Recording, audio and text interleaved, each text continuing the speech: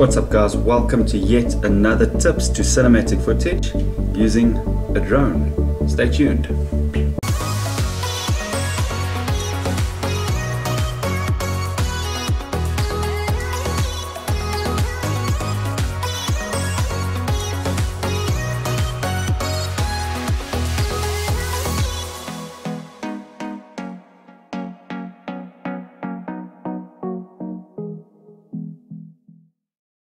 Now before we get into the actual video, if you guys are a photographer, cinematographer like myself, I would highly recommend that you guys hit the subscribe button, give this video a like, hit the notification bell so you don't miss out on any of my upcoming videos. Now when it comes to shooting with the drone, there's really nothing difficult about it. You can easily get cinematic footage like today.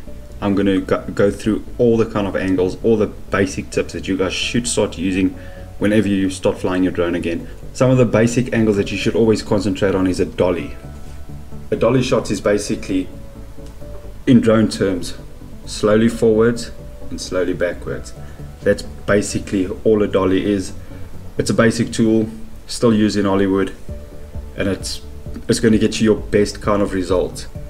The next one that I use the most is a pan shot. That's whether you're using any kind of drone or whatever with a GPS tracking system where the drone just staying in one position.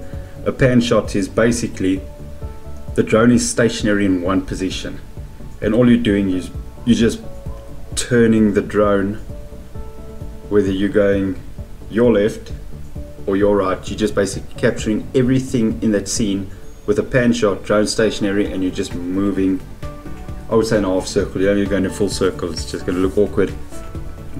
The DJI Go 4 app actually has a tripod mode.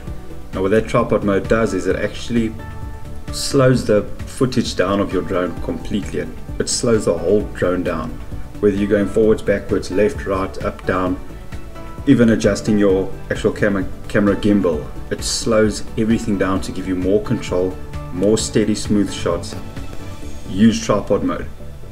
One thing that I see all the time when I go out, do my shoots and stuff, and I run into people also flying their drones, one thing I've noticed with them is they place their drone down, they step back, they launch the app, they hit record button, they take off, and they just fly around to different spots just to capture all the spots. Now the actual problem I have with that is you are capturing such a big file that you have to now put into your editing, and now you have to trim that whole clip piece by piece by piece. Most of those shots are unplanned shots. They literally just hit the record button, they took off, and they're just shooting all over the place and they're picking out the best clips. Those are unplanned shots. Your best cinematic clips are shots that you actually planned. You get to your location, whether you're traveling worldwide, whether you're going into your backyard or going to a lake dam nearby. Whatever you do, wherever you go, the best thing to do to get cinematic shots is get to your location, look around, plan your shot.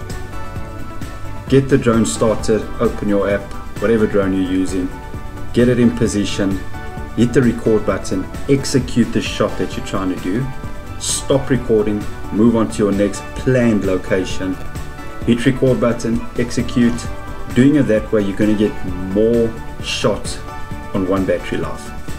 You'll be surprised how your quality will improve by planning your shots. Treat your drone like a camera, not a drone.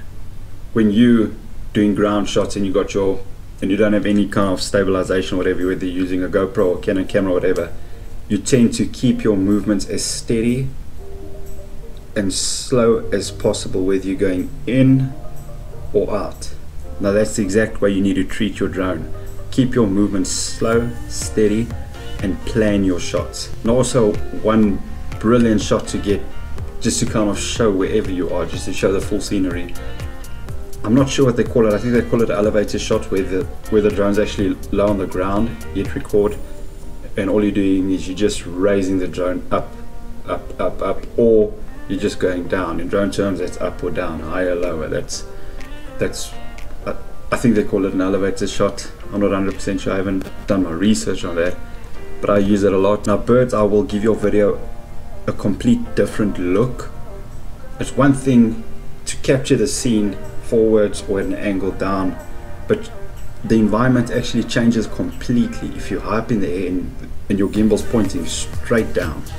The bird's eye is an important shot that you should use in any of your cinematography, B-roll, anything to do with filmmaking.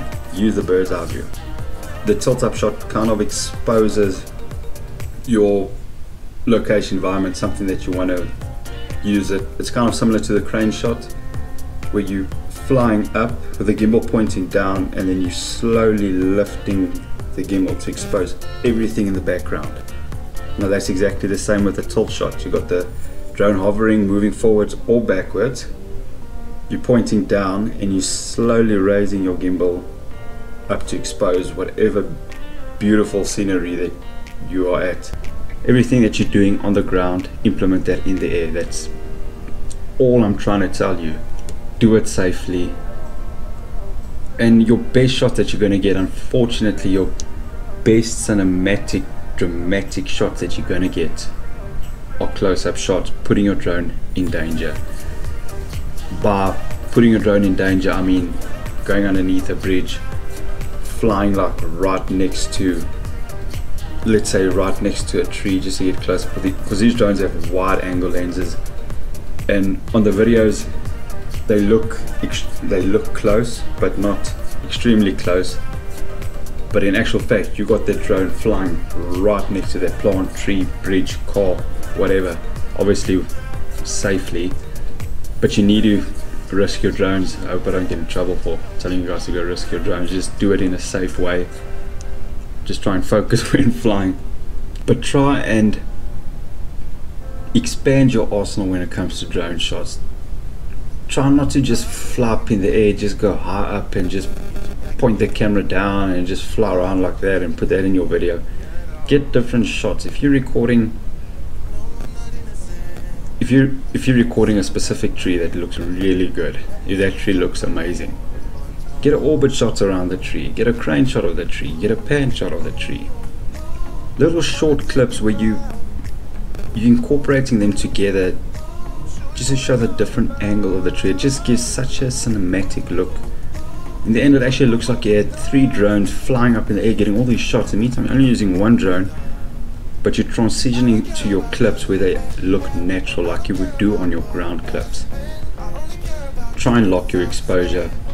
That's one of the most irritating things. If you recorded this beautiful clip, you put it in your editing software or whatever, and you're pointing to the ground and you've got this amazing scene, and as you get up the exposure is changing automatically, just destroying your footage. Lock your exposure. Most of these DJI drones, you can do that through the app. You just lock the exposure. Color grading your drone footage. Color match your drone footage with your ground footage. If you're making one video, whether you're flying the drone over a hill and then you're transitioning to walking on that hill, keep your color grading exactly the same. But at the end of the day, that's my take on it. That's my knowledge that I'm just trying to share with the world. If you stayed up until now, thank you, I really appreciate it. I hope this video helped you out a lot. If it did, give the video a thumbs up, smash that subscribe button. Smashing is the best thing to do, and I'll see you guys in the next one.